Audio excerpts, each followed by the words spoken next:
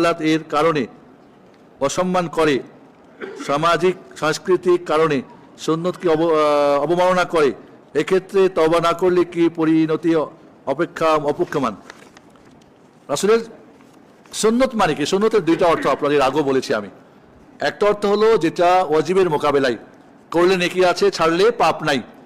মা ইউসাবু আলা ফিলিহা ওয়া লাম ইউআকিব আলা তারকিহা, করলে নেকি আছে, ছাড়লে পাপ নাই, সুন্নত।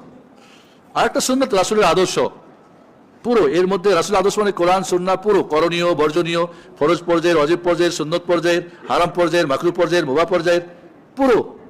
তাহলে সুন্নত আমরা যদি ফরজ পর্যায়ের হয়, ওয়াজিব পর্যায়ের হয়, তো অবশ্যই গুনাহগার হবে। এবং সেটা যদি মুস্তাহাব হয়, করলে নেকি ছাড়লে পাপ, এটাকে কোনো ধরনের কি বলে অবমাননা করা যাবে না, অবমাননা করা যাবে না।